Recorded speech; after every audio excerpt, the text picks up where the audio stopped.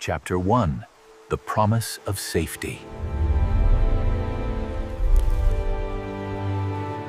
Episode 1: The First Morning After Forever. Scene 1. Morning returned to the Dreamwilds, exactly as it had promised it would. The sun rose gently over the sighing shore, spilling gold across the water and waking the new home with the same careful kindness it had shown on the first morning of forever. Light slipped through open doors and uncurtained windows, the sea breathed in its sleep.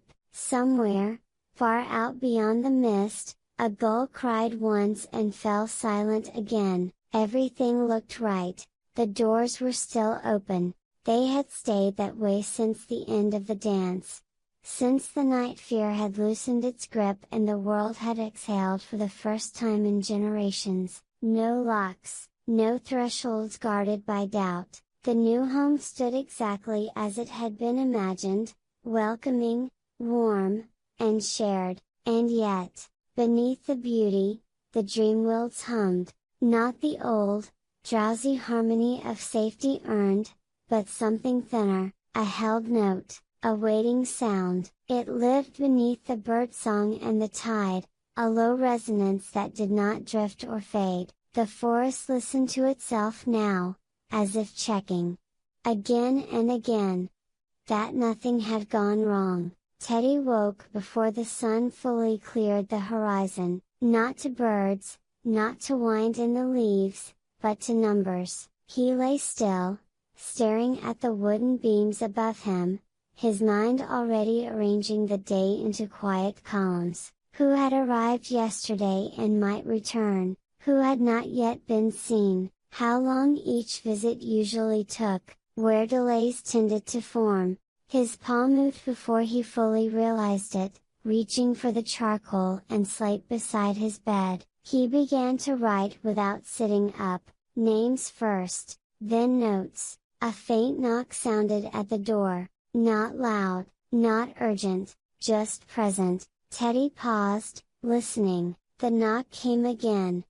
Identical in rhythm, careful not to disturb, careful not to offend. He added a mark beside the first name and stood, the floorboards answering his weight with a soft, obedient creak. Outside, the line had already begun to form. Lucy was awake as well. She had been awake for some time. Steam curled gently from the kettle as she poured tea into mismatched cups, her movements precise in the way that comes from repetition rather than rest. She smiled as she worked, automatically at first, then with effort. As she noticed the tiredness pulling at the corners of her eyes, "Careful," she murmured to herself as she passed a cup to a waiting hedgehog. "It's hot?" The hedgehog thanked her twice. Lucy nodded, already turning to the next cup. She did not look toward the door, though she could feel it open wide behind her, letting the morning and its visitors flow in uninterrupted. Every time someone stepped across the threshold, a small tightening passed through her chest, followed by the familiar release of purpose. "They need us," she told herself gently. "That means we're doing something right." Still, when she reached for the kettle again, her paw hesitated for the briefest moment before lifting it. Thinksy stood before the small mirror in the far room. The silver glow along her fur was still there. Soft, luminous, unmistakably hers, but it no longer rose on its own. She breathed in, centered herself, and let the light gather deliberately, like striking a match in still air. For a moment, the glow flickered uncertainly, then it held. She smiled at her reflection, though the smile did not quite reach her eyes. "Good," she whispered, "that's good." From the doorway, voices drifted in. Low, overlapping, threaded with worry carefully disguised as politeness. "Is it safe today? I thought I felt a cold draft last night. Just checking. Nothing's changing, is it?" a mole adjusted his scarf, a pair of mice clutched each other's paws, even the cat in boots lingered at the edge of the gathering longer than necessary, hat tipped low, gaze sharp beneath its brim. No one crossed the threshold without glancing back at the forest, no one left without glancing at the three. The Dreamwilds answered them in small ways. The wind passed, light but alert, carrying with it fragments of concern it had picked up elsewhere. Leaves rustled too quickly for the calm morning air. The sea sighed. Not deeply, but often. The bass hum did not swell, it waited. Teddy stepped outside at last, slate under his arm. His presence quieted the murmuring just a fraction.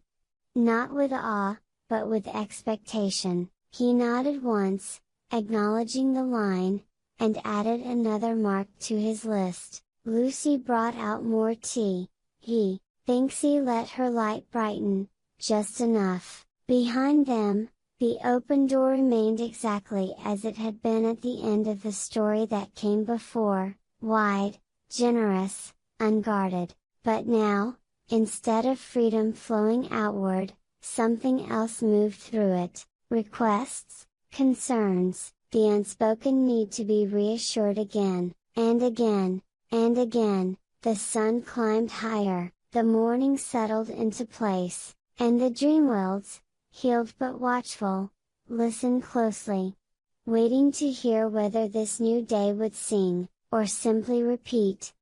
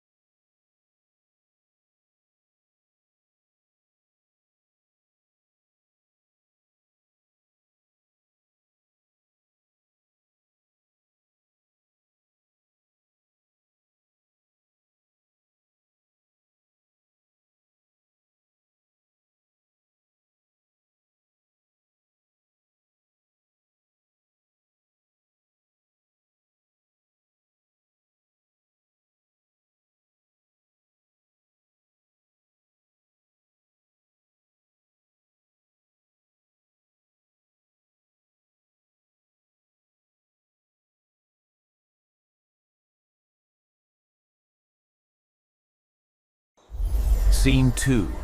From Ritual to Routine.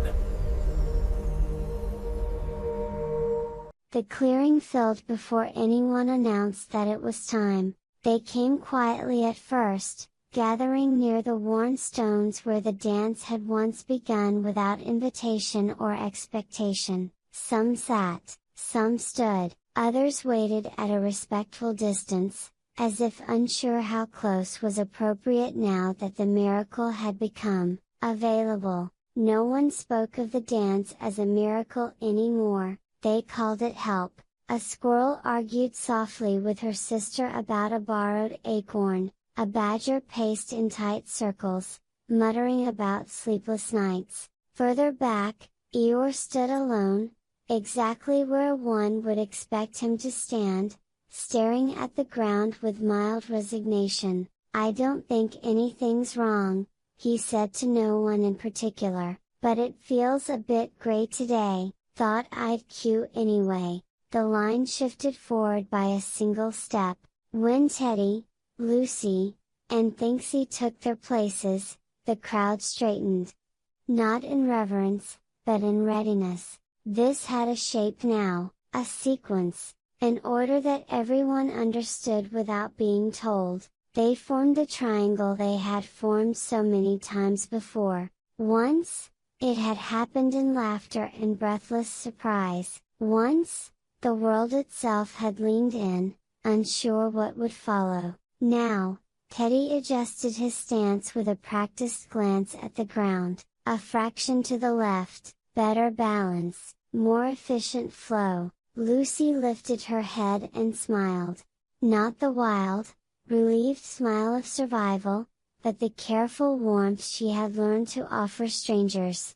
the kind that reassured without inviting questions. Thinksy let her light rise. It did not burst, it flowed. The dance began.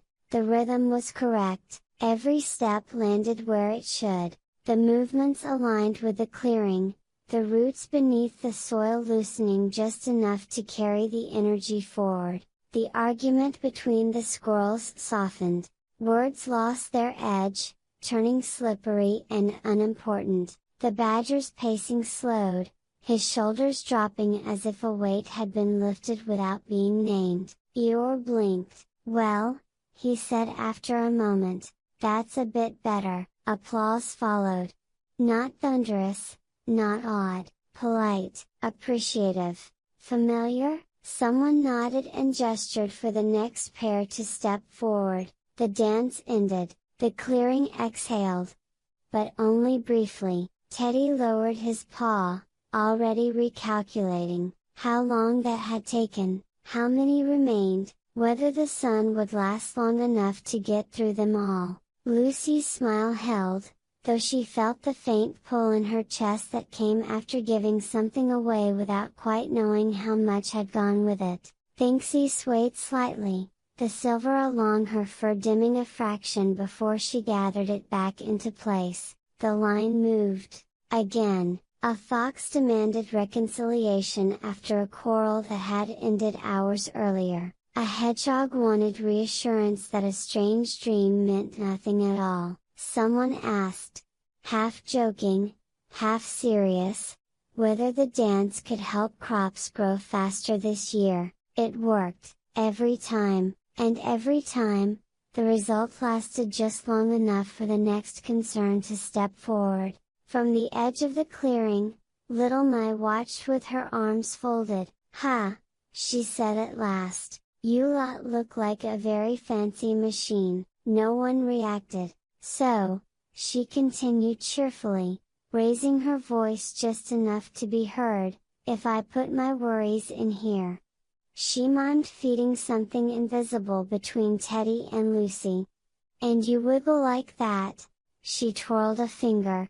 Out pops happiness. "Convenient," Lucy laughed, relieved by the sound of it, and the moment passed, but the words did not. The dance ended again, the applause followed, the line shifted forward, the magic remained powerful, but the wonder had thinned, stretched across too many needs, until it felt less like a song and more like a service rendered on request. The clearing did not bloom the way it once had, it simply functioned, and somewhere beneath the soil, the Dreamwilds listened to the rhythm repeat, noting the absence of silence between the steps.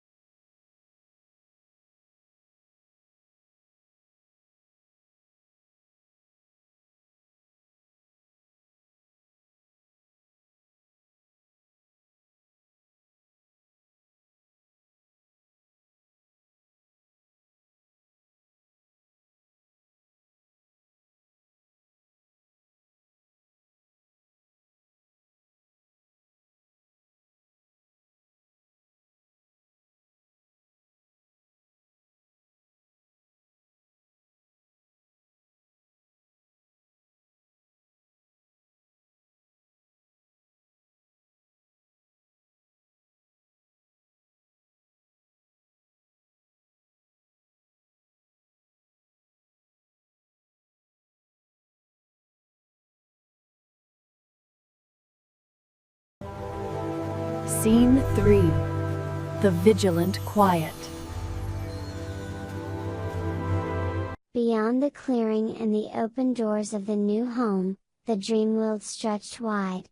Whole again, yet not at rest. The scars left by the Queen's reign had faded, the soil no longer screamed beneath careless paws, the trees no longer recoiled from touch, rivers ran clear, and the sky held its light without strain. By every visible measure, the world had healed, but healing was not the same as ease. Deep beneath the forest floor, the roots of the world tree lay loosened at last. They no longer tightened in pain or anger, no longer groaned beneath the weight of old fear, and yet, they did not fully relax. They held their shape with an unfamiliar stiffness, as though bracing for a blow that never came, not wounded, only weary. The river of melodies continued its long journey through the heart of the land. Its waters still carried song, but the tune had changed.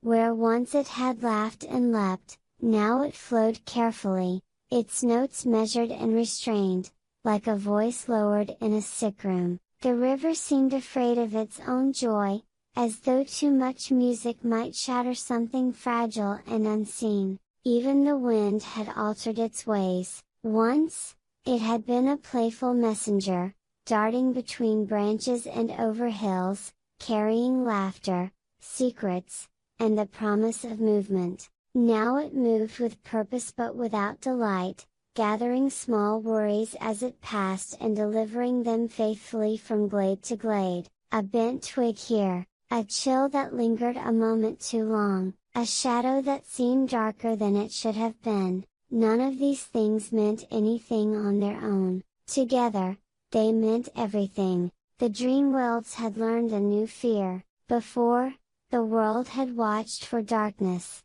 for the return of claws, curses, and cruel magic. Now it watched the light instead, guarding it jealously, anxiously, as though it might slip away the moment no one was looking. Creatures paused in their work to study the sky. Was that cloud always that color? Did you see that flower? It was brighter yesterday. The river hesitated there. Did you hear it? Every question ended the same way. Eyes turned, not toward the forest, but toward the three. When Teddy, Lucy, and Thinksy walked through the glowing meadow, the flowers awakened beneath their steps. Petals lit from within, one after another, soft gold and pale silver rising to greet them like held breath finally released. For a moment, the meadow shone, then the three passed on, and just as gently, the light dimmed. The blossoms did not wither, they did not close, they simply went still again, as if unsure whether they were allowed to keep shining on their own. The message was quiet, but unmistakable. The world no longer trusted itself. The somatic echo of the Dreamwilds, its living, feeling body, had begun to respond not to threat, but to exhaustion, not to terror, but to strain held too long and too carefully hidden. The land felt what the three did not say aloud. It felt the weight of being needed, the effort of staying gentle, the fear of failing after succeeding once so completely. The forest did not cry out, it waited, and in that waiting, alert, hushed, and tightly balanced, the Dreamwilds revealed a truth more unsettling than any lingering shadow. The age of fighting darkness had ended. What came next would be harder, because now, the greatest danger was not losing the world, but losing the light that held it together. And somewhere, deep within the careful silence, something listened and took note, not with malice, not yet, but with interest.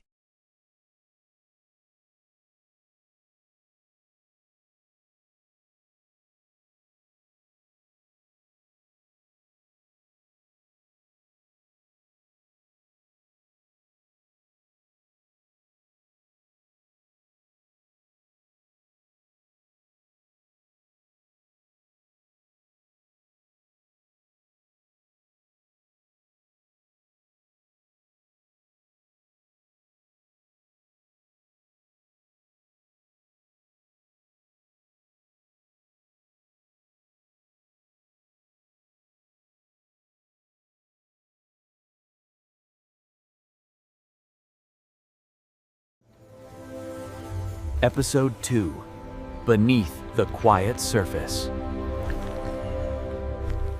Scene 1: The Architect's New Burden.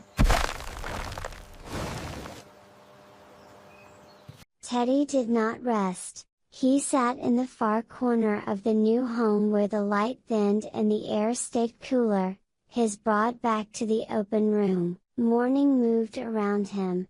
Cups set down, voices rising and falling, the door breathing as it opened and closed, but none of it reached him fully. His attention was fixed on the slate balanced across his knees, charcoal tapped against stone, not heavily, not angrily, just enough to mark time, lines spread across the surface in careful layers, paths between clearings, intervals between visits, small notations written so tightly they nearly folded in on themselves, arrows curved and recurved, crossing out earlier assumptions, schedules replaced impressions, patterns displaced feelings. There were more arrivals than yesterday.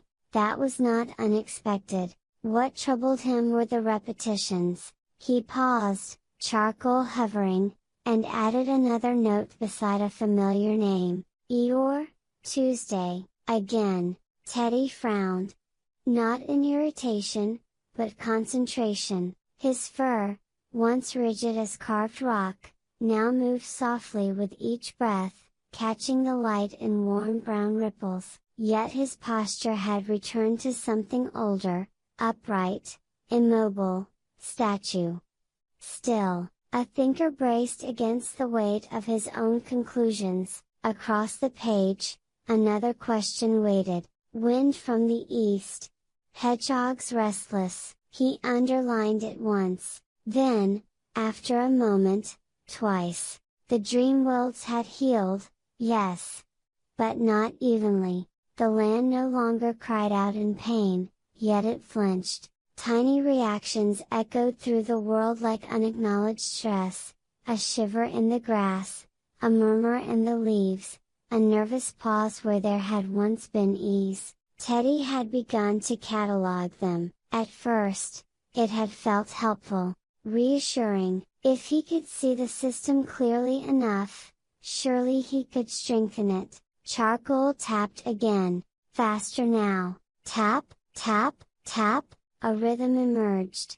Soft, mechanical, persistent. The sound threaded itself beneath the room's gentler noises, unnoticed but insistent, like a clock no one remembered installing. If we adjusted the timing, Teddy said suddenly. Lucy looked up from the kettle, startled. Not by the words, but by how quietly they were spoken. If we clustered the visits, he continued, eyes still on the slate, early morning and late afternoon, we could reduce overlap, fewer emotional spikes, better recovery intervals. He glanced up then, just briefly. It would be more efficient. The word landed wrong. Lucy's smile faltered, just a little. Thinksy, passing through the room in a shimmer of pale light, slowed but did not stop. Teddy noticed. Of course he noticed. He always noticed. I don't mean.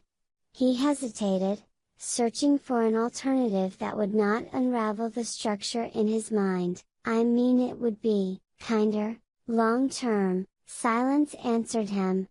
Not cold, not hostile, just unshaped. Lucy nodded after a moment. We can talk about it later, she said gently, and returned to her pouring. Thinksy's glow brightened a fraction, then drifted away. Teddy looked back down at his slate. The system was sound, he was certain of that. What unsettled him was not rejection, nor even misunderstanding, but the thin, creeping sensation that time itself was slipping through gaps he could not fully close. There were too many needs, too many variables. Presence alone no longer seemed sufficient. If they did not anticipate, his charcoal pressed harder, the line darkening. If they did not prepare, the tapping resumed, quicker now, echoing faintly against the wooden table beside him as his claw brushed its edge. Wood answered with a dry,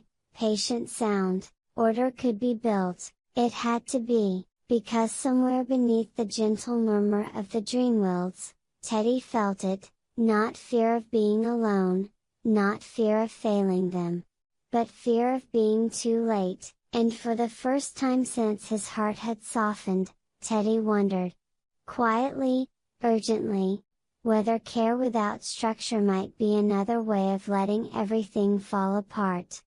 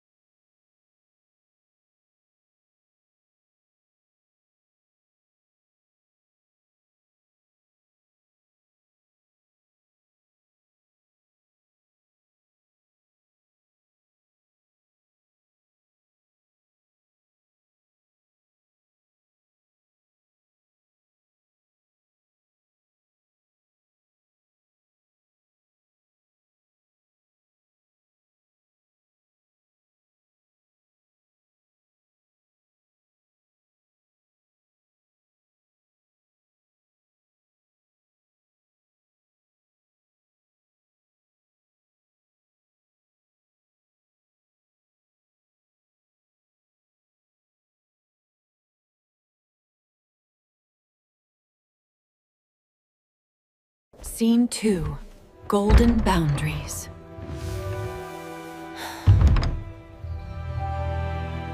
Lucy held the teapot with both paws. The porcelain was warm. Not too hot, just enough to ground her. Steam rose in thin, curling threads, carrying the soft scent of herbs gathered at dawn. The sound of the pour was familiar, a gentle rush, steady and soothing, like leaves whispering to one another in a mild wind. This was what she was good at. This was who she had always been. The golden streaks along her fur caught the light as she tilted the pot. They ran like quiet rivers across her shoulders and down her arms. Marks left behind by storms already survived. Once, she had thought of them as scars. Later, as proof. Now, they felt like reminders. "Lucy?" The voice came from just behind her. Small, hopeful, already leaning forward in expectation. She knew what would be asked before the words arrived. "I was wondering if you could come see my nest," the little field mouse said. "It's not broken exactly, just, it doesn't feel right, and you always know how to fix those things." Lucy closed her eyes for half a breath. The answer formed immediately, automatically. Yes, it always did. But beneath it, deeper and slower, another truth pressed upward. Heavy, aching, undeniable. Her shoulders burned with a tiredness she could no longer pretend was noble. Her chest felt tight, as if something inside her had been held too long in the same careful shape. She set the teapot down. The cup stopped filling.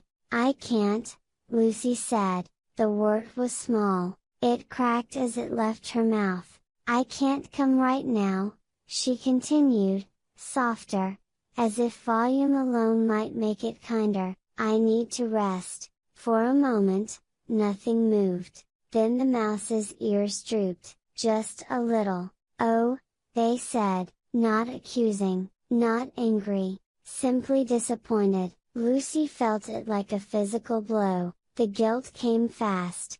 Sharp and immediate, blooming behind her ribs. Her instinct surged forward, desperate to mend what she had just broken. "I could still go. It wouldn't take long. I've done worse on less sleep." Her breath caught, a deeper sound slipped out with it.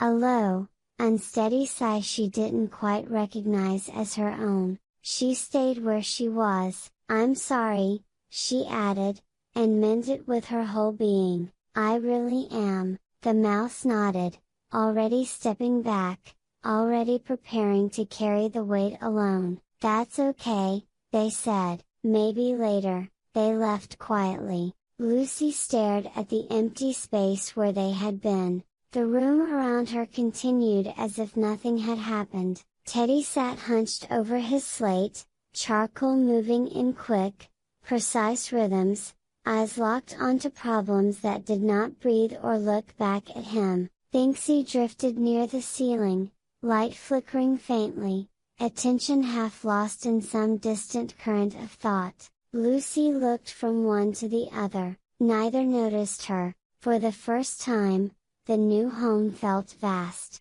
Not in size, but in distance. She wrapped her arms around herself, paws pressing lightly into the warm gold of her own fur. Protecting others had always been her purpose. It had given her meaning, praise, belonging. But protecting herself felt wrong in a way that went deeper than habit. It felt selfish, ungrateful, dangerous. She knew, with a clarity that frightened her, that this new way of being, this setting of boundaries, this choosing of rest, would cost her something. Smiles would fade faster, requests would turn elsewhere, warmth would thin. She would be the guardian who sometimes said no. Another slow breath passed through her, rough at the edges. Lucy lifted her head. She did not change her mind, and in that quiet, lonely resolve, the golden lines along her fur seemed to glow just a little brighter. Not in triumph, but in quiet defiance against the part of herself that believed love must always hurt to be real.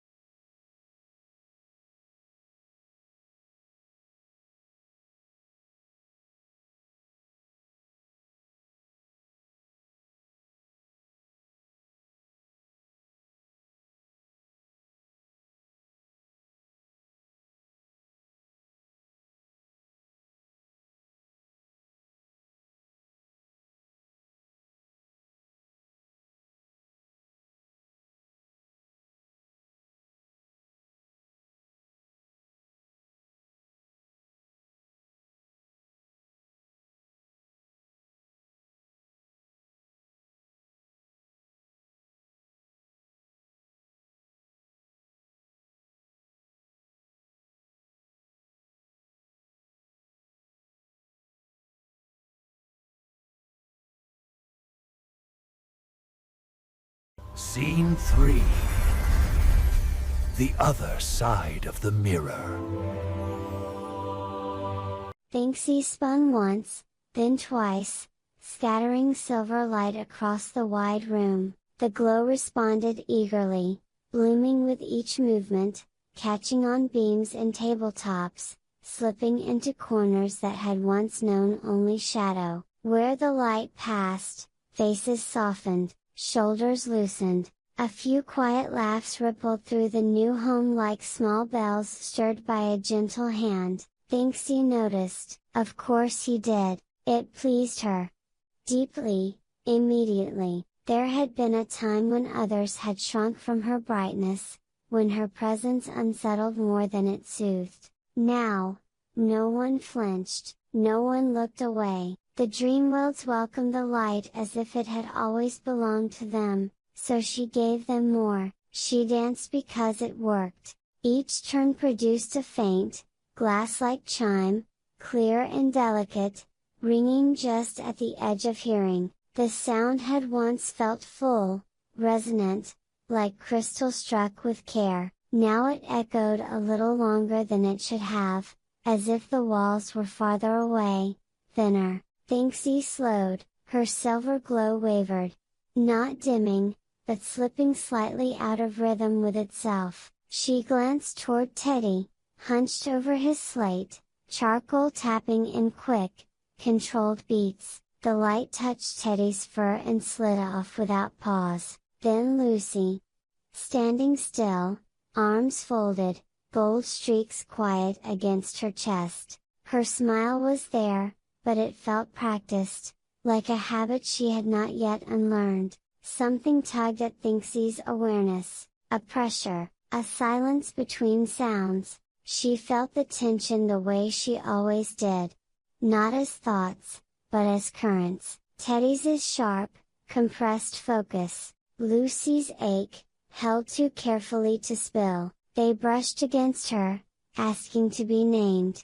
Thinksy turned away. If she didn't speak it, it would stay soft. If she kept moving, kept shining, the heaviness would pass. That had always worked before. She lifted higher, light brightening, dance widening. The chime returned. Clear, sweet, and just slightly hollow. Later, when the room had thinned and the day began to settle, the three of them found themselves together again without quite choosing to be. Teddy spoke first, eyes still on his slate. "If we shift the healing sessions to the morning," he said, voice precise, measured, "we can free the afternoon for recovery, fewer overlaps, better outcomes." Lucy nodded, but her gaze drifted toward the doorway. "They look so disappointed today," she said quietly. "I know I did the right thing, but it still..." She stopped, fingers tightening briefly in her fur. "It still hurts." Thinksy smiled, quick and hopeful, "But at the end," she said, light flaring a little brighter, everyone was smiling. "Did you see? They were lighter when they left." No one answered. Teddy adjusted a line on his slate. Lucy exhaled slowly. Thinksy's glow lingered between them, waiting to be taken in. They stood together in the vastness of the new home. 3 figures under one roof, each facing a different direction. The space around them felt larger than before, the walls stretching just enough to make the distance noticeable. Once, they had moved as one. Step answering step, light, structure, and care woven into a single, living rhythm. Now, they shared a room, not a dance, and in the quiet left behind by their passing words, something unseen found space to listen.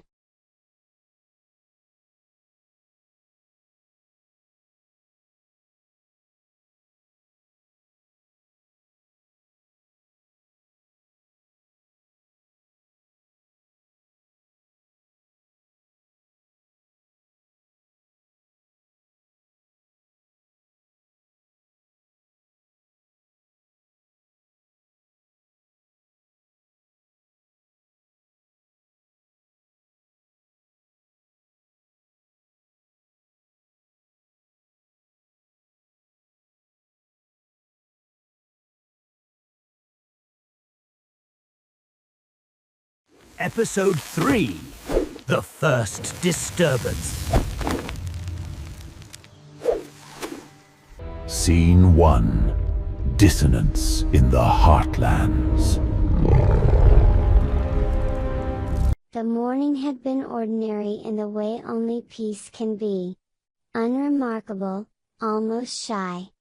Sunlight rested gently on the heart clearing, warming the pale grasses and coaxing a lazy shimmer from the air. The world tree stood at its center, vast and patient, its roots breathing slowly beneath the soil like a sleeping giant. Then the sound came. It was not a roar, it was not thunder, it was a shrill, piercing whistle. Then, metallic, and wrong. A high, screaming note that cut straight through the layered quiet of the Dreamwilds, slicing past birdsong and wind alike. It sounded like steam forced through a wound in the earth. The clearing recoiled, leaves shuddered along their stems, the ground vibrated. Not violently, but insistently, as if warning something to stop. Smaller creatures clutched their ears or pressed low to the soil, the sound too sharp to flee from and too relentless to ignore. At the edge of the world tree's roots, the cause of the disturbance revealed itself. The lame badger stood knee-deep in loose earth, his digging tools abandoned at his feet. Dust clung to his fur and streaked the faces of his children, who huddled together nearby, coughing and crying as the ground trembled beneath them. A half-dug burrow gaped open behind him, its entrance cracked where thick roots had begun to tighten in response. "I was told the doors were open," Badger shouted, his voice deep and rough, a low bass note vibrating with fury and fear. "You said there was room for all of us," the roots answered. They did not speak in words, they sang in tension. Fine, glowing filaments slid from the soil. Root sprites, drawn from their resting state by stress and intrusion, they wound themselves tighter around the world tree's exposed veins, their forms sharp with strain. The air around them rang with a brittle, high-pitched resonance, like glass pulled too thin. The whistle rose again. Higher now, more desperate. Badger staggered back as the ground bucked beneath him. One of his children cried out as the soil shifted, sending a spray of dust into the air. "We just need space," Badger bellowed, turning toward the gathered onlookers. "A roof, a place where my cubs can sleep without the ground shaking beneath them." The root sprites flared brighter in response, their tones tightening, the vibration passing through the clearing like a clenched jaw. They were not angry, they were alarmed. Every new scrape of earth was a pain they could not ignore. The soundscape fractured, Badger's voice pressed downward, heavy, insistent, full of need. The roots screamed upward. Sharp, trembling, stretched to their limit. Between them, the clearing filled with dissonance so severe it was almost physical, a clash of frequencies that set teeth on edge and thoughts spinning. For Thinksy, somewhere at the edge of the crowd, it was unbearable. A shriek and a growl locked together, neither willing nor able to yield. This was no battle of heroes and monsters, this was a neighbor's argument, raw and public. Children cried in the dust, roots tightened in fear, the world tree stood silent, bearing the strain without judgment. And the worst part, the part no one dared say aloud, was that no one was wrong. Badger wanted safety, the roots wanted peace. The Dreamwilds, open and healing, had made room for both, and now demanded a choice no one had prepared to make. The whistle did not stop, it waited.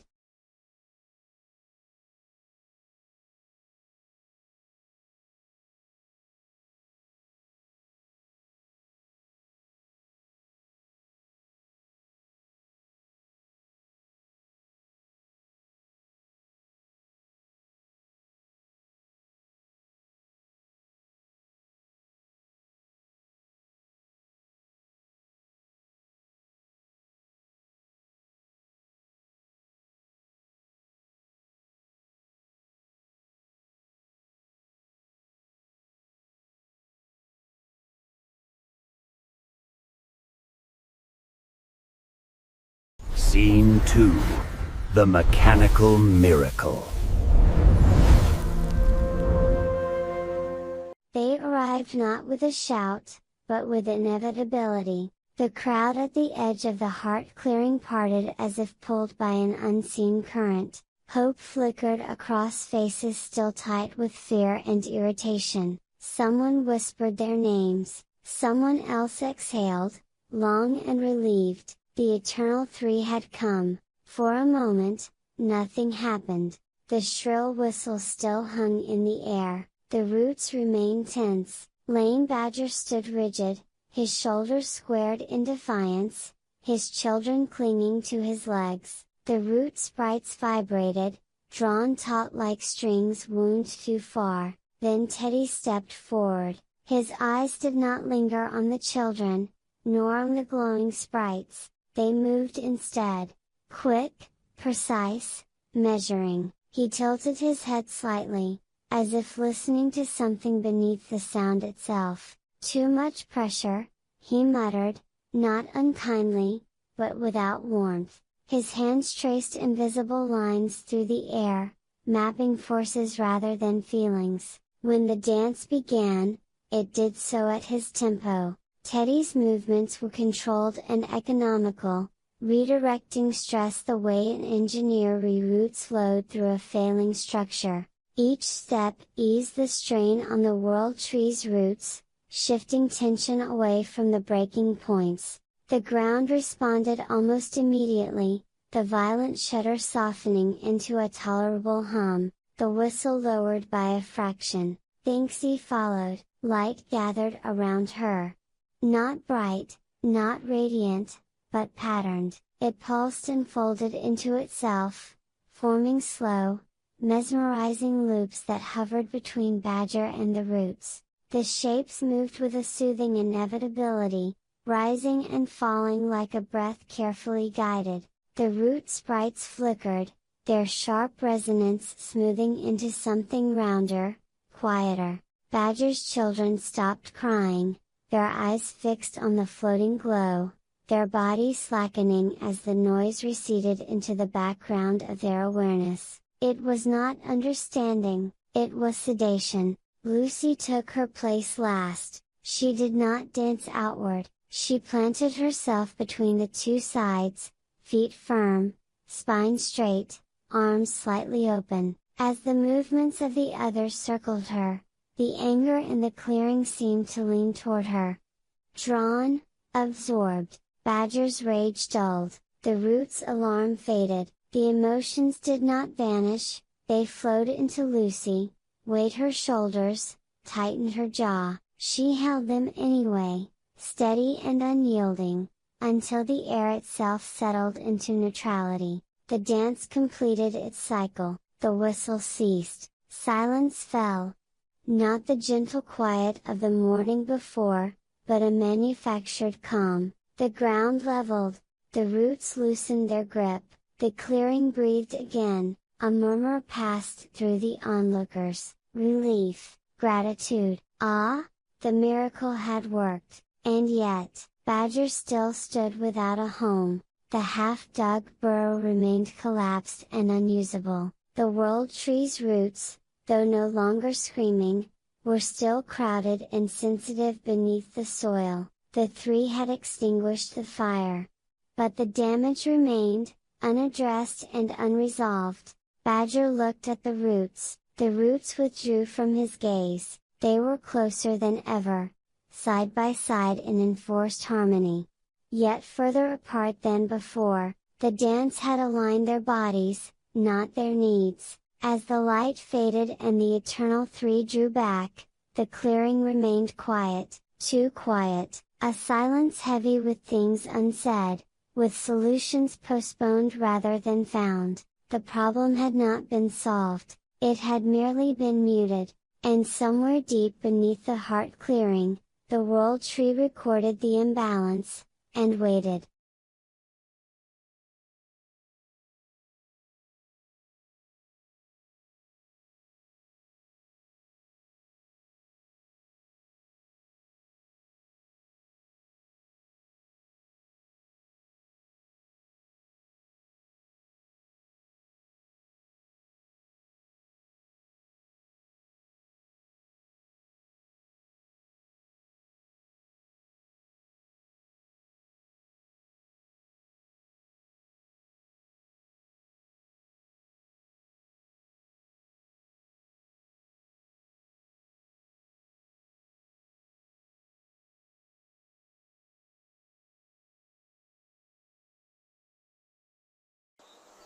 Scene 3.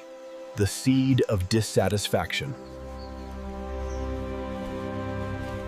When the light finally withdrew and the last echoes of movement dissolved, the silence did not heal the clearing, it pressed down. Dust settled where the dance had passed, revealing what remained unchanged. The half-dug burrow still gaped open at the world tree's edge, unfinished, unstable, marked with quiet warnings Teddy had traced through the air moments earlier. Lame Badger stood before it for a long time, then he turned. "So," he said, his voice low and dry, "where do we sleep tonight?" Teddy answered without hesitation. His tone was measured, careful, already moving toward solutions. "For safety reasons, this site must remain closed. We will guide you to a temporary location along the eastern shore." "Temporary," Badger repeated, tasting the word. He let out a short breath that might have been a laugh.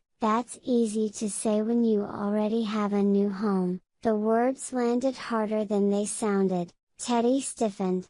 Not offended, but unsettled. "This is not a punishment," he replied, "it is a redistribution of space until a permanent solution, decided by whom?" Badger cut in. The question hung between them, unanswered. Around them, the gathered crowd began to thin. Creatures drifted away in small clusters, their relief already cooling into doubt. Conversations dropped into murmurs. "They used to heal hearts," someone whispered. "Now they assign plots," murmured another. No one spoke loudly enough to be challenged. No one stayed long enough to be confronted. Lucy watched them go, her posture still steady, her eyes heavy. The anger she had absorbed lingered in her chest, unresolved, like heat trapped beneath stone.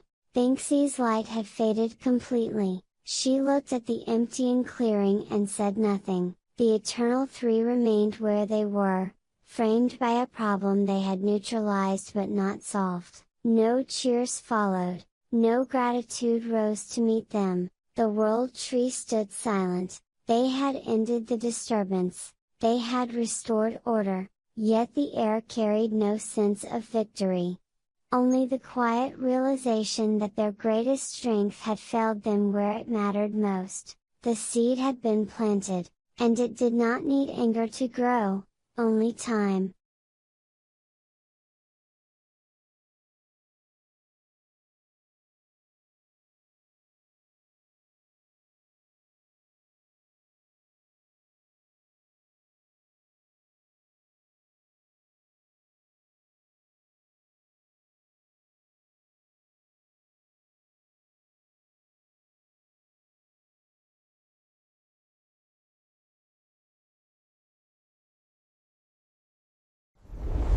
Episode 4: The Arrival of Arkhon. Scene 1: A Voice Without Echo. The heart clearing did not rush to fill the silence, it lingered instead.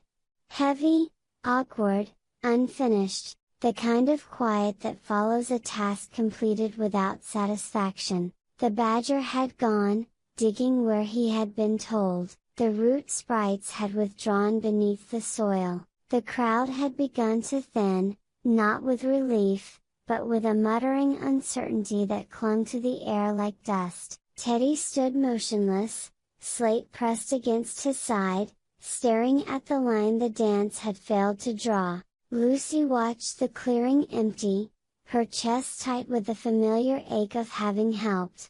And not enough. Thinksy's silver glow dimmed, not from exhaustion alone, but from confusion. The harmony had held, yet nothing had settled. Then, applause, not loud, not sudden, measured, two palms met once. Again, the sound did not bounce off the trees, it did not scatter into the canopy or sink into the soil, it arrived whole.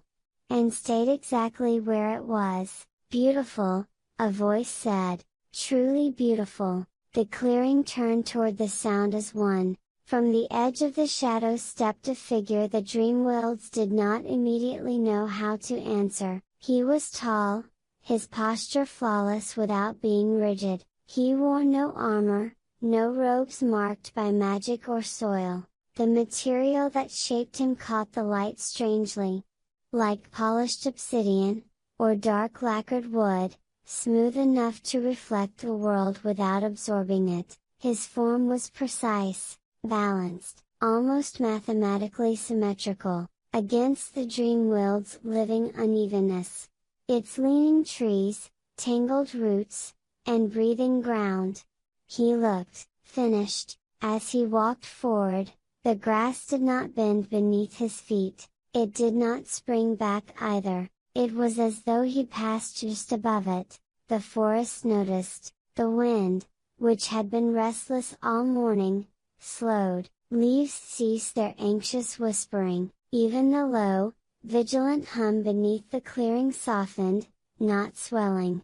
Dampening, as if the land itself were listening more closely. The figure stopped several paces from the three and inclined his head. "Arkhon," he said, offering his name as if it required no explanation. His voice carried no echo. It was warm, close, intimate in a way that had nothing to do with volume. He spoke as though standing beside each listener in turn, as though the distance between sound and ear had been gently removed. "I could not help but admire your work," he continued, his gaze moving over Teddy, Lucy, and Thinksy. Not weighing them, not judging, observing. "It is rare to see such devotion, such endurance." Lucy felt her shoulders ease before she realized they had been tense. Thinksy tilted her head, unsettled by how natural it felt to listen. Teddy said nothing. But he was listening more intently than he had listened to anyone all day. Arkhon's hands came together once more, not in mockery, but in appreciation. "You bring peace," he said softly, "that is no small thing." Behind him, the clearing held its breath, and for the first time since the dance had ended. Not with triumph, but with procedure. The silence did not feel empty, it felt organized.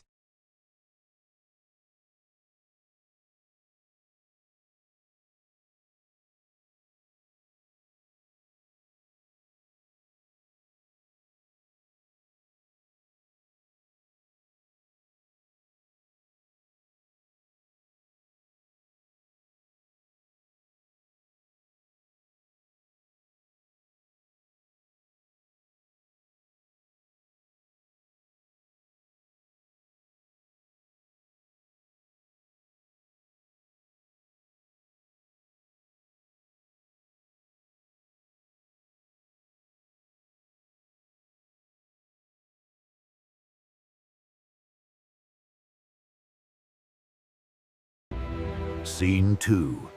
Naming the Wound. Arkhon did not raise his voice, he did not advance as a conqueror, instead, he walked toward the three, and stopped just short of them. Then, to their shared surprise, he bowed. It was not a deep bow, nor a theatrical one, it was measured, intentional. The kind of gesture meant to acknowledge effort rather than authority. "You have given them peace," Arkhon said, his voice still absent of echo, still impossibly close. "That is no small gift." Lucy felt the words settle in her chest like a hand finally setting something down. She had not realized how much she needed to hear them spoken aloud. Arkhon straightened and turned, slowly, toward the far side of the clearing. The limping badger was still there. He crouched amid the wreckage of his burrow, big shoulders shaking as he nudged broken roots and collapsed earth with his snout, as if rearranging the ruins might somehow restore what had been lost. Arkhon approached him without hurry. "They gave you peace," Arkhon said gently, gesturing back toward the three. "They eased the pain of the moment." The badger sniffed,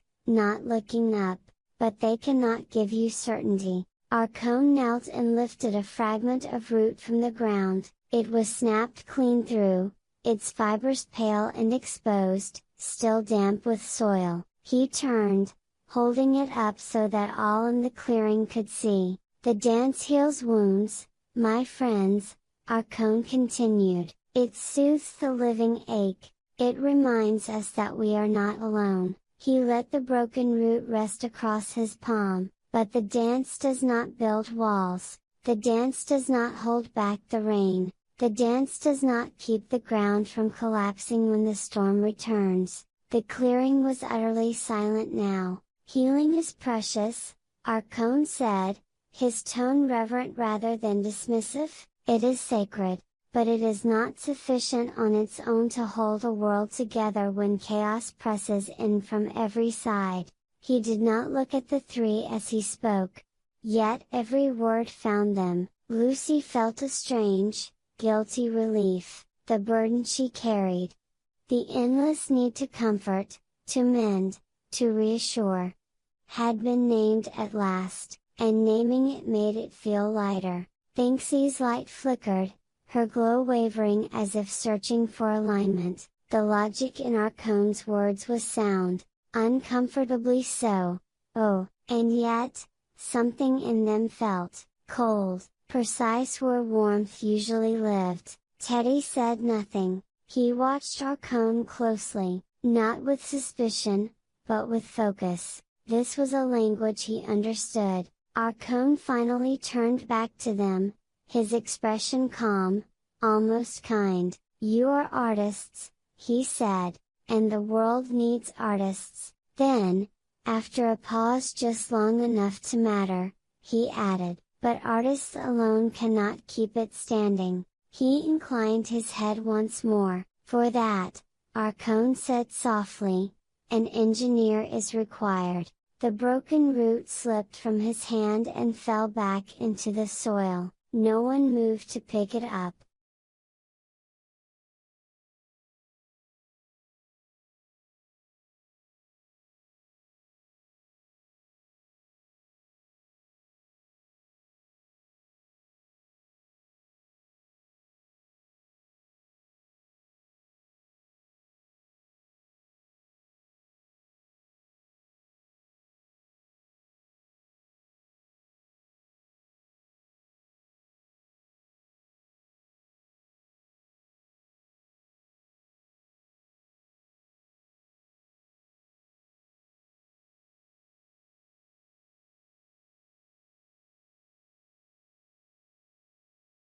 Scene 3. Measure before magic. Arkhon did not wait for agreement. He reached instead beneath the smooth, dark edge of his garment and withdrew an object no one in the Dreamwilds expected to see, a measuring tape. It caught the light briefly as it unspooled.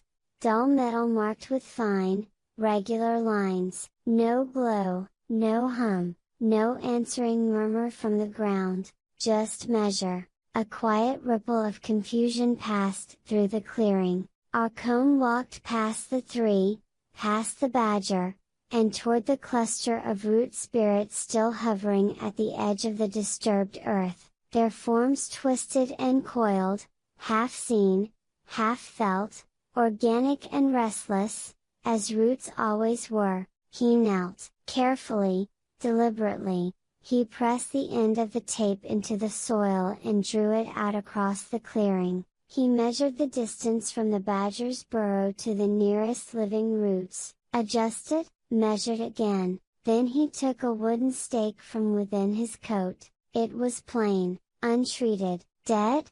Arkhon positioned it precisely where the measuring tape ended and raised his hand. He did not invoke a name. He did not call upon the dance. He drove the stake into the earth. The sound was short, dry, absolute, not a reverberation, a full stop. "Roots will remain behind this line," Arkhon said calmly. The root spirits recoiled. Not in anger, but in surprise. They shifted, withdrawing just enough to place themselves on the far side of the stake, as though relieved that someone had finally told them where they were allowed to be. Arkhon turned to the limping badger. "And you," he said, gesturing to a point just inside the boundary, "dig downward from here, not outward, the soil will hold." The badger blinked, then, slowly, he nodded. He stopped crying. Without ceremony, he set his claws to the earth and began to dig exactly where Arkhon had indicated. The ground did not collapse, the roots did not intrude. Within moments, a new hollow began to take shape. Stable, clean, supported, no argument, no outburst, no emotional swell, just progress. The clearing watched in stunned silence as the problem unraveled itself in minutes. Thinksy's light steadied, though her expression remained uncertain. Lucy felt something like awe. And something like fear, settle side by side in her chest. Teddy watched the stake, not the badger, not the roots, the stake. Arkhon brushed soil from his hands and turned back toward the three. He smiled.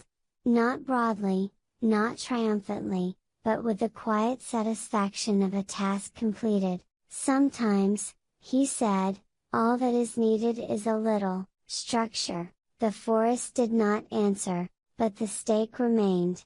Firm, unmoving, and very much there.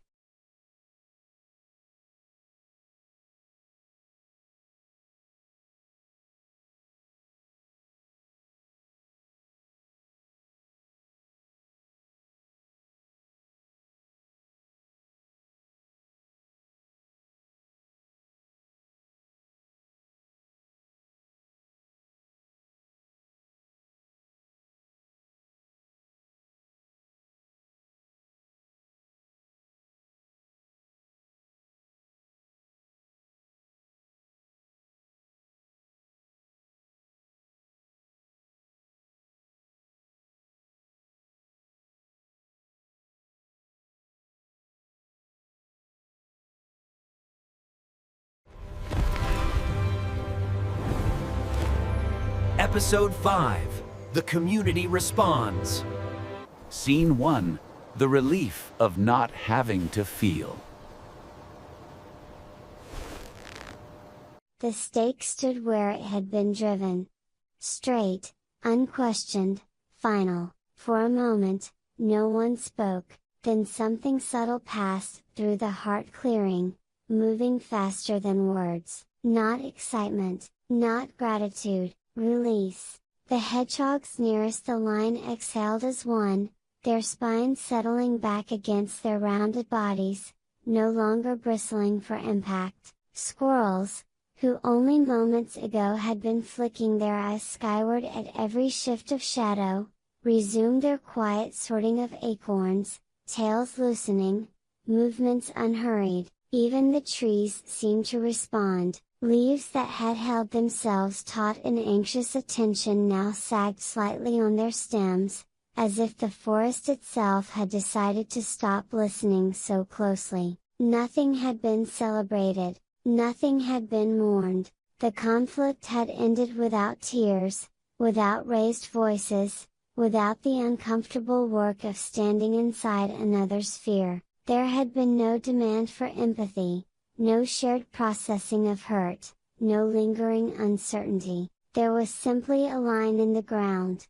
And the unspoken agreement to stay on the correct side of it. The air changed, not brighter, quieter, thinner, the low hum beneath the clearing. The Dreamwilds' ever-present awareness. Flattened into something uniform and steady. No longer a living resonance, it became a soft, constant vibration, like the distant purr of a machine running efficiently behind a wall. Calm, but strangely empty. From the edge of the gathering, the cat in boots straightened, brushing dust from his sleeve and adjusting the angle of his hat with practiced care. His sharp gaze lingered on the stake, measuring it, approving. "Well," he said at last, voice light but precise, "it is refreshing to see a plan executed without unnecessary improvisation." He smiled thinly, strategy, at last, taking precedence. A few nearby heads nodded. Eeyore stood a little apart, as he often did. He regarded the stake for a long while, ears drooping in their usual way, expression unchanged. Finally, he gave a slow, thoughtful nod. "It's still there," he observed, "hasn't moved, doesn't look like it's going to." A pause. "That's nice," no one argued. Around them, the clearing resumed its rhythms. The badger returned to digging. The root sprites remained safely behind the boundary, their earlier tension dissolving into orderly stillness. Paws and hooves moved again. Not tentatively, but with the quiet confidence of those who no longer feared being asked how they felt about it all. This was the moment the Dreamwilds noticed most. not the solution itself, but the collective sigh that followed it. The relief was not born of joy, but of avoidance, the profound comfort of not having to open old wounds, of not having to care too deeply, or at all, of being spared the labor of growth, of grief, of responsibility beyond obedience. All that was required now was compliance. The line had been drawn, and in its wake, the community felt something dangerously close to peace, not the living peace that comes from understanding, but the quiet that settles when everyone agrees to stop asking questions.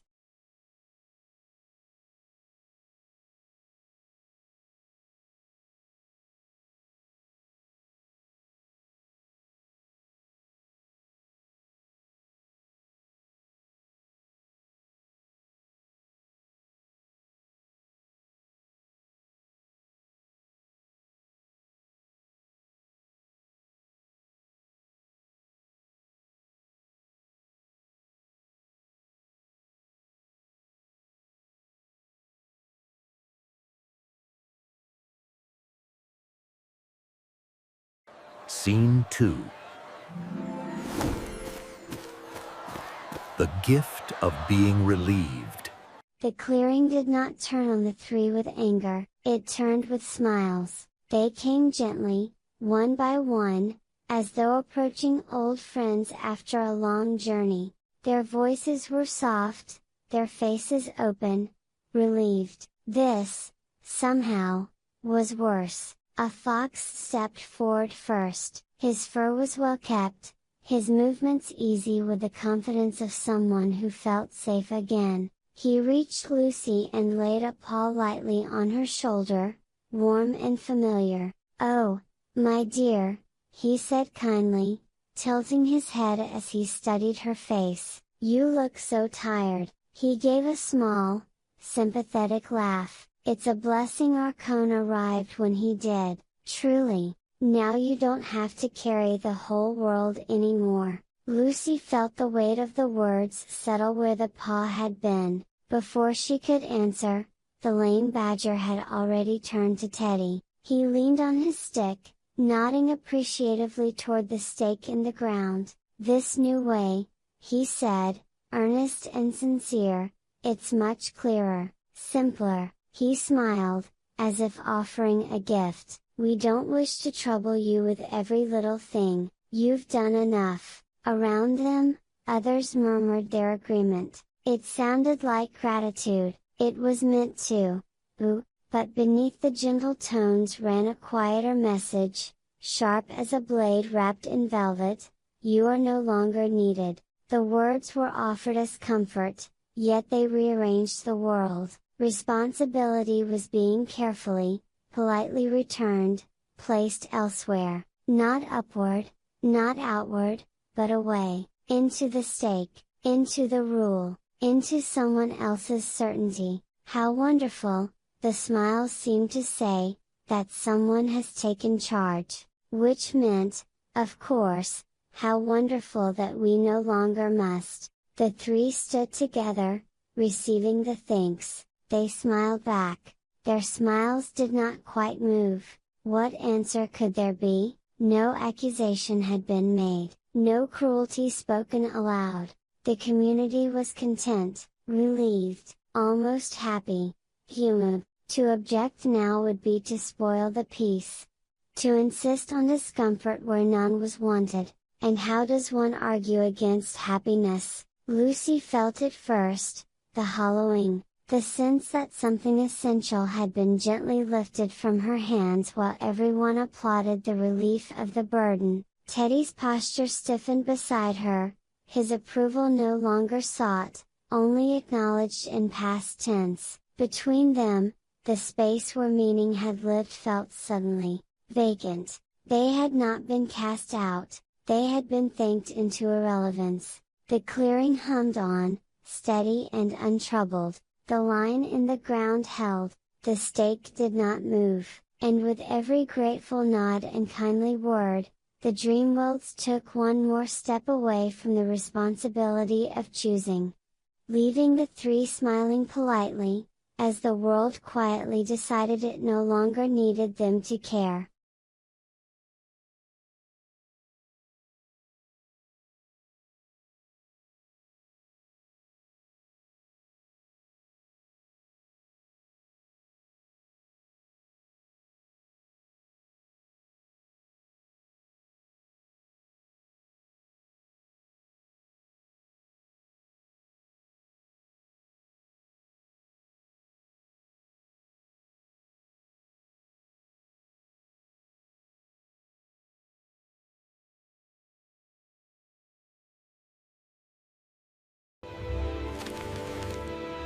Scene 3.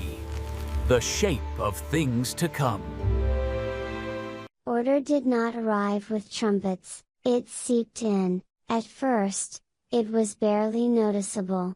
Small gestures made with the best of intentions. A rabbit gathered loose stones and began lining the edge of a winding path, pressing each one into place with care, just so no one gets lost, she explained to no one in particular. Nearby, 2 mice knelt beside a patch of mushrooms, arranging them into neat rows by size. The larger caps were placed together, the smaller ones set aside. "This will be faster next time," one of them said. "More efficient." No one objected. Across the heart clearing, similar acts unfolded in quiet succession. Tools were hung in predictable places, footpaths straightened where they once meandered, corners appeared where there had been curves. The Dreamwilds' old, gentle disorder, its tangled charm, its playful uncertainty, began to recede,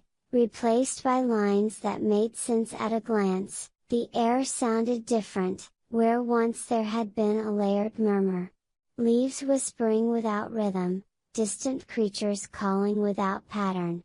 Now the sound settled into something steadier, regular, predictable, easier to ignore. Arkhon did not speak. He stood just beyond the clearing, hands folded behind his back, watching with a measured calm. He issued no commands, offered no corrections, yet his presence carried a quiet approval, as though each stone placed and each pile sorted confirmed something he had already known. This is what they want. The community did not look to the 3 for guidance anymore, nor did they look inward. Instead, their attention drifted toward the structures taking shape, the paths, the categories, the rules implied by arrangement alone. Responsibility flowed with it, not claimed, not surrendered, simply redirected. What had once required judgment now required only compliance. What had once demanded care could now be managed. Safety,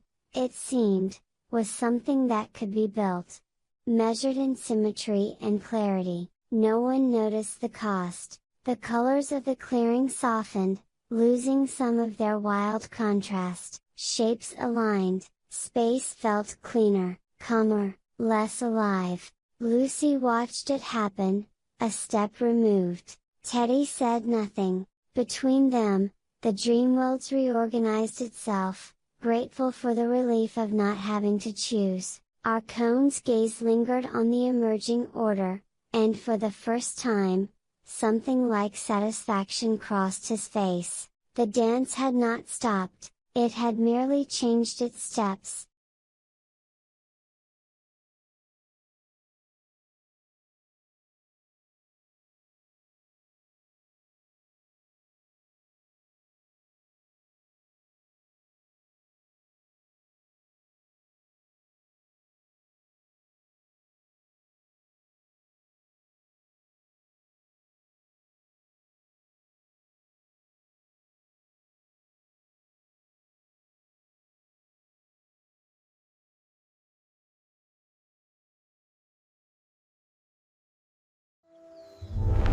Episode 6.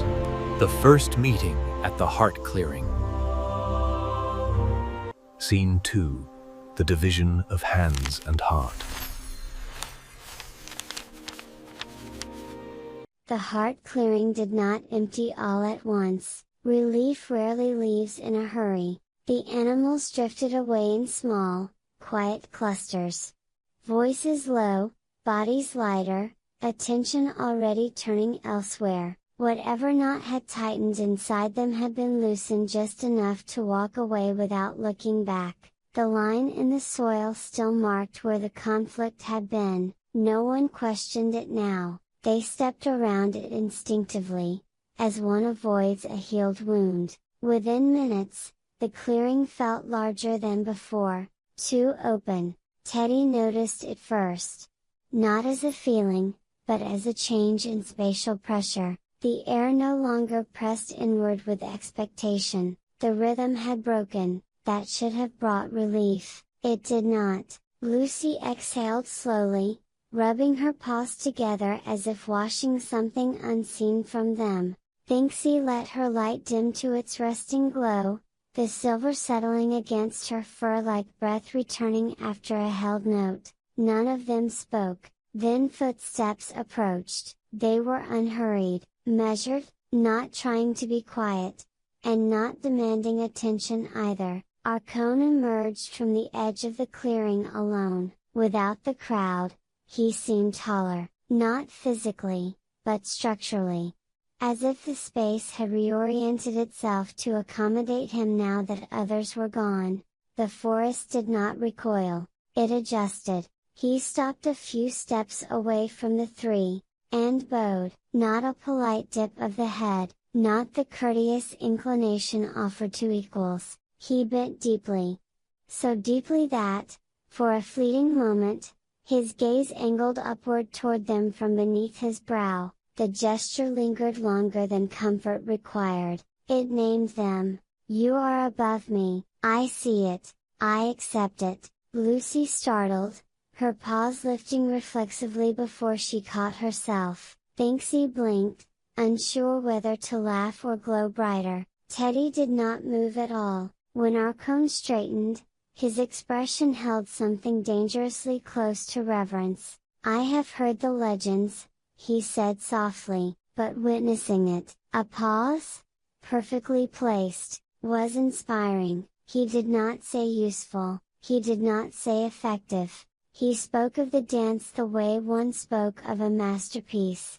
Something elevated, removed from dirt and necessity. Your movements, Arkhon continued, turning slightly, as though addressing each of them at once without isolating any single one, the way the clearing itself responds to you. It is not labor, it is culture. Thinksy's light flickered, startled into a brief, pleased shimmer. Lucy felt an unexpected easing in her chest. Culture meant choice. Beauty, something offered freely.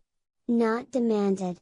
Teddy frowned, not in disagreement, but in recalibration. Culture implied structure, preservation, curation. Arkhon watched these reactions without appearing to watch at all. You should not have to dirty your paws with roots and mud, he said gently. Not like this, not every day. His gaze lingered on Lucy for a heartbeat longer than the others. Care should not mean exhaustion. Lucy swallowed. And you, Arkhon went on, his voice warming as it turned toward Thinksy, are not a lantern to be lit on command. What you create deserves space to breathe, to inspire. Thinksy shifted her weight, a shy, pleased sound escaping her before she could stop it. Finally, Arkhon looked at Teddy. Efficiency, he said simply, is not your failure, it is your gift. Teddy met his eyes at last. The words landed cleanly. No flattery, no apology, recognition. You are symbols, Arkhon concluded, his tone steady, almost matter-of-fact now. The soul of this place. Asking you to manage every splinter and schedule is like asking the wind to carry bricks. He gestured lightly toward the emptying paths beyond the clearing. Let others handle the weight of maintenance. Let you remain what you already are. For a moment, the forest was very still. The Dreamwilds listened. Not for danger, but for alignment. Lucy felt her guilt soften, reshaped into something almost like permission. Thinksy basked in the warmth of being seen not as a solution, but as a source. Teddy felt the quiet, dangerous relief of hearing his instincts affirmed rather than resisted. Arkhon inclined his head again. Not as deeply this time. I would be honored, he said, to help carry what should never have been placed on you in the first place. The clearing did not answer, but somewhere beneath the soil, something settled into place, and the three, so long accustomed to being the hands that worked, stood, for the first time since the dance, uncertain whether they had just been elevated, or very carefully set apart.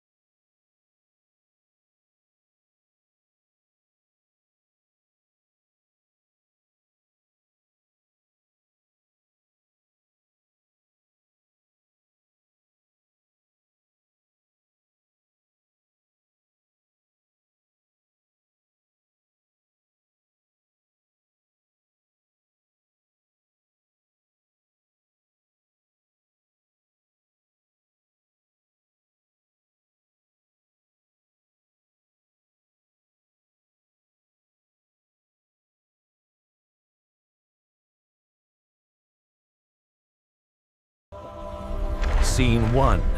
A bow deeper than necessary. Arkhon did not press the moment. That, too, was deliberate. He allowed the clearing to breathe again, to fill with the ordinary sounds of the Dreamwilds. The settling leaves, the distant calls, the soft percussion of life resuming its patterns. Only when the three had fully returned to themselves did he speak. What happened here, he said calmly, will happen again. Not a threat, an observation. The Dreamwilds are changing, more voices, more needs, more crossings of paths that were once separate. He gestured vaguely, as if indicating the whole of the forest rather than any single trail. Hope alone cannot manage that. Teddy shifted his stance. Arkhon turned slightly toward him, as though the movement had simply been the next logical step in a pre-existing equation. Let me take care of the dull parts, Arkhon offered. Logistics, borders, stores and schedules, the work of structure.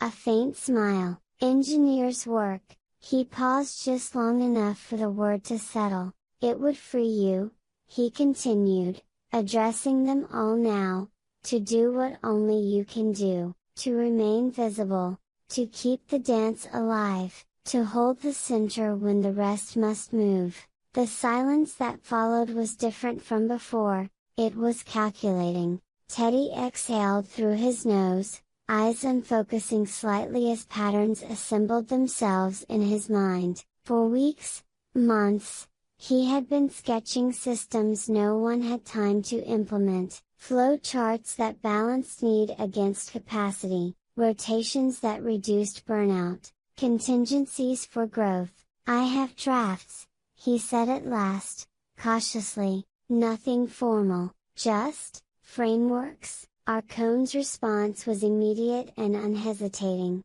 Excellent, he said, then we will build them. Not I will consider them, not we will review, we will build them. Something in Teddy loosened, the promise of a system that would finally exist outside his head. Executed cleanly, consistently. Was intoxicating. Lucy watched him, relief and worry braided tightly together in her chest. Arkhon noticed. And you, he said gently, turning toward her, lowering his voice without softening its clarity. You carry too many refusals. Lucy's ears flattened instinctively. Every boundary feels like a wound, Arkhon continued. Every no costs you something. You absorb the disappointment so others don't have to. She did not deny it. You shouldn't have to be the one who closes doors, he said. Let me be that voice. Let me say no when it must be said. His tone was almost kind. You can remain what you are meant to be, the good one, the safe one, untouched by hardness. Lucy felt the weight lift before she had time to question where it was going, and Thinksy was already imagining the clearing filled again, not with arguments, but with listeners, with light, with the dance unfolding without interruption, unburdened by lists and limits. Arkhon brought his hands together, fingers interlacing. Not in supplication this time, but in design. Think of it as a partnership, he said. You tend the soul of the Dreamwilds, I will tend the body.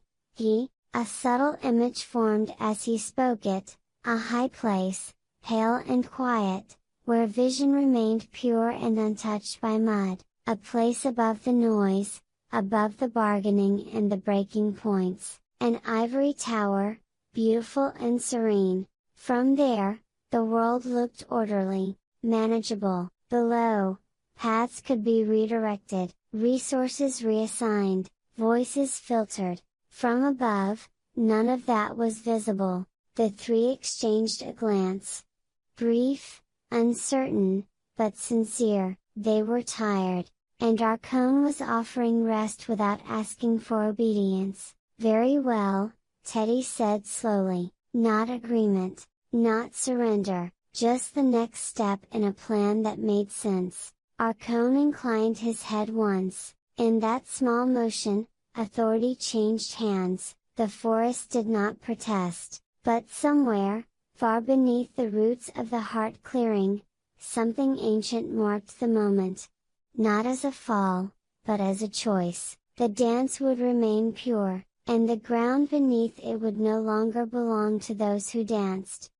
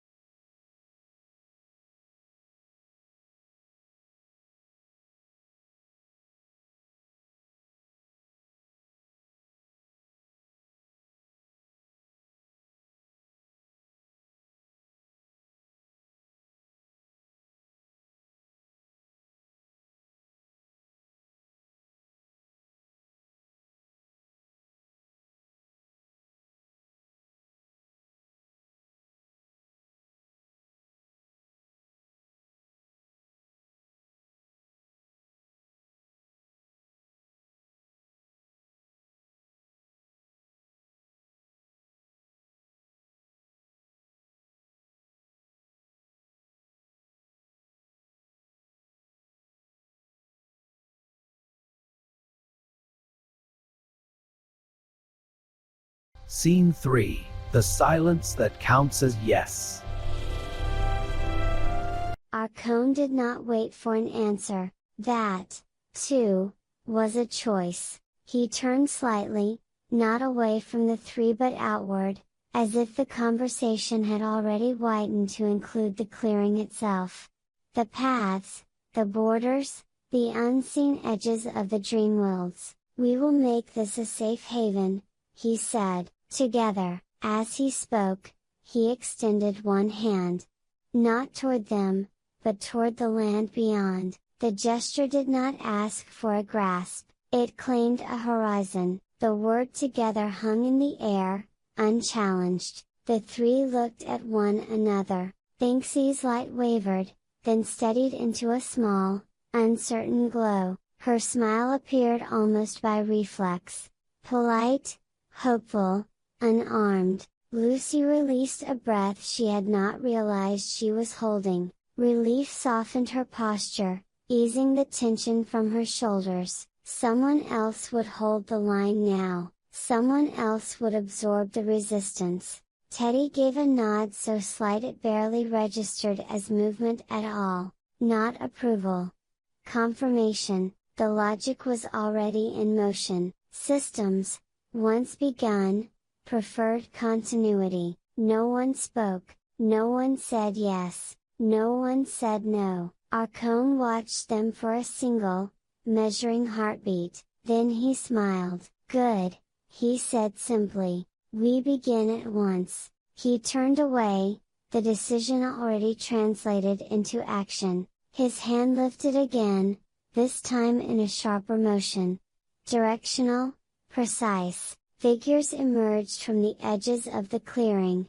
They had been there all along, half-remembered shapes in the periphery, quiet, attentive, waiting to be activated. Some bore the bearing of former courtiers, others the neutral posture of clerks and surveyors. New titles, old instincts, they moved when Arkhon gestured, not toward the three, but around them. Mapping, measuring, murmuring in low, efficient tones, the machinery had engaged. Arkhon did not look back. As he departed the heart clearing, the wind rose suddenly. Not in protest, not in rage, but in absence. It swept through the space he left behind, hollowing the air as though something essential had been drawn out with him. Leaves rustled without rhythm. The clearing felt larger again, emptier. The three remained where they were. They had not sworn an oath. They had not made a vow. They had not chosen a side, and yet, something irreversible had occurred. They stood now in a space between. Untouched, unburdened, and no longer directing the ground beneath their feet. The dance still belonged to them. Everything else was already moving without their hands. Far beyond the clearing, Arkhon's voice carried. Calm, organized, unmistakably certain. The Dreamwilds had a direction, and those who had remained neutral were no longer the ones deciding where the path would lead.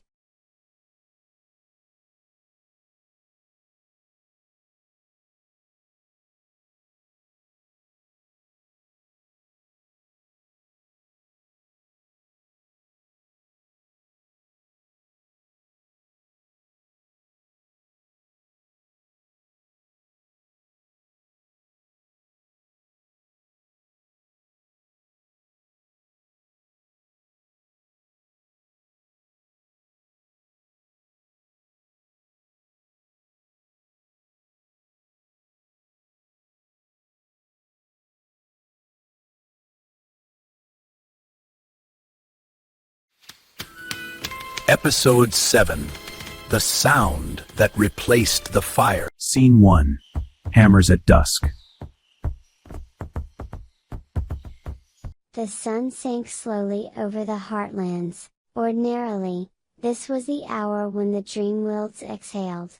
Birdsong softened into pauses, the wind learned a gentler grammar. Shadows lengthened not as threats, but as invitations. The logic of waking loosened its grip, and the deeper rules, the ones of dream and drift, began to take hold. Fires would have been lit by now, stories would have gathered. Tonight, none of that happened. Instead, the clearing rang with work. Wood struck wood, stone answered stone. The sounds did not collide or scatter, they returned, again and again, into the same measured interval.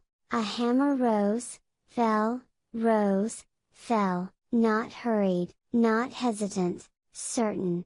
Lines had been marked earlier in the soil, pale against the darkening earth. Along them, figures moved with purpose, raising posts, setting boundaries where none had stood before. Fences took shape where paths had once wandered freely. No one argued. No one asked why the lines curved where they did. They built. At the center of it all stood Arkhon. He was backlit by the sinking sun, his form reduced to a dark silhouette edged with fire. One hand lifted, fingers slightly spread, then lowered.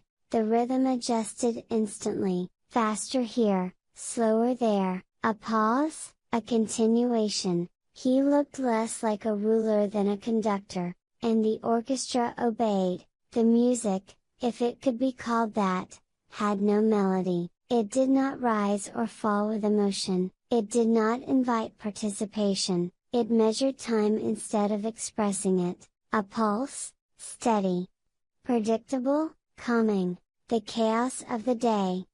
Fear, argument, uncertainty, had been bound into tempo. Each strike promised progress, each repetition suggested control. From the edge of the clearing, the three watched. They were not asked to help, they were not excluded either, they stood apart, unneeded, unburdened. The dance lived in them still, untouched, but here, now, it was irrelevant. Thinksy listened, her light dimmer than usual. The sounds were almost soothing. But they left no space for improvisation, no silence to lean into. Lucy wrapped her arms around herself, comforted by the absence of conflict, unsettled by how quickly it had been replaced with motion. Teddy counted the beats before he realized he was doing it. The efficiency was undeniable. The system was already working. Above them, the last edge of the sun slipped below the trees. Night arrived. But it did not bring quiet. The hammer fell again, and again. The Dreamwilds did not drift into sleep, they marched gently, obediently, into a new rhythm. One not born of wind or wing or root, but of intention. Somewhere beyond the clearing, the fires went unlit, and for the first time in memory, the stories were not told.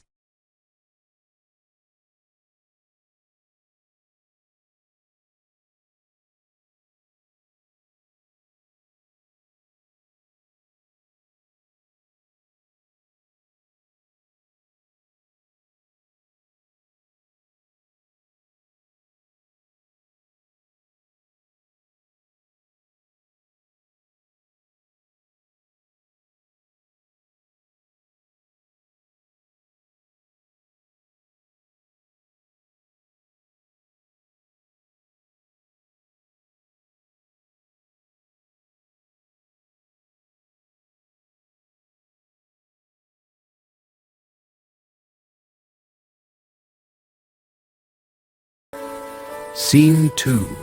The Quiet Pedestal. The new home rose above the clearing like a promise kept too literally. Its terrace was smooth beneath their paws, clean and untouched by soil. From here, the work below appeared orderly, almost elegant, lines holding, angles repeating, effort reduced to pattern. They were, just as Arkhon had said, above it all. Teddy rested his forearms on the railing, eyes tracing the fence line as it grew post by post. He watched the corners carefully, noting where force transferred, where weight would settle. "It's sturdy," he admitted at last. "I would have turned that corner differently, but it holds." The words surprised him, not because they were generous, but because they were final. There was nothing left to adjust, no problem awaiting his intervention. The system no longer needed his mind. Below, the rhythm continued without pause. Lucy sat on the low step behind him, rubbing her tired paws together out of habit more than need. No one had asked for her help in over an hour. No cries, no disputes, no one seeking reassurance. "They're managing," she said softly, as if testing the sentence for truth. "This is what we wanted, isn't it? For them to manage." The silence did not contradict her. Thinksy leaned forward against the railing, chin resting on her paws. Her light was faint now, not extinguished, just withdrawn. She listened to the sounds rising from the clearing, the steady cadence of effort. "It doesn't feel like a dance," she whispered. Neither of the others asked what she meant. "It feels like a march." The terrace remained peaceful, too peaceful. They were safe from the dirt, safe from exhaustion, safe from being needed. Icons, preserved in stillness. Below them, life continued.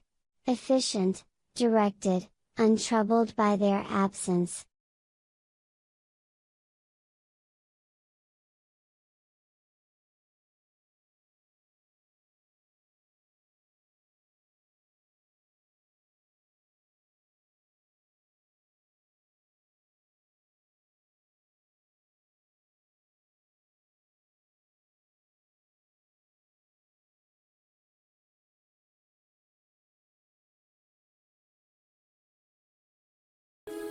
Scene 3. When the watching changes hands. The rhythm faltered. Just once, down in the clearing, Arkhon lifted his hand, the hammer stilled, the murmur softened into quiet. He turned slowly, deliberately, and looked up toward the new home. For a moment, his silhouette aligned perfectly with the light of the lanterns behind him. Centered, composed, he did not smile, he nodded. It was not a bow, not a gesture of gratitude or triumph, it was the nod of a colleague acknowledging a shift in duty. Rest, his voice carried upward, calm and assured. I'll take the watch. Below him, the community followed his gaze. They looked up at the three and waved. Brightly, sincerely, gratitude flashed across their faces, unburdened and complete. Then, one by one, they turned back to their tasks, reassured. The work resumed. As the night deepened, lanterns bloomed across the clearing. Placed at precise intervals, symmetrical and steady, warm light pooled where Arkhon stood, where voices gathered, where decisions were made. The terrace remained unlit. The three stood together in the growing dark, their home vast behind them, their presence small against its shadowed face. From a distance, they might have looked protected, from farther still, almost irrelevant. The Dreamwilds slept more soundly that night than they had in a long while. The fences held, the paths were guarded, the rhythm did not falter, and somewhere between relief and loss, the role of the healer changed forever. The world no longer needed their hands, only their approval.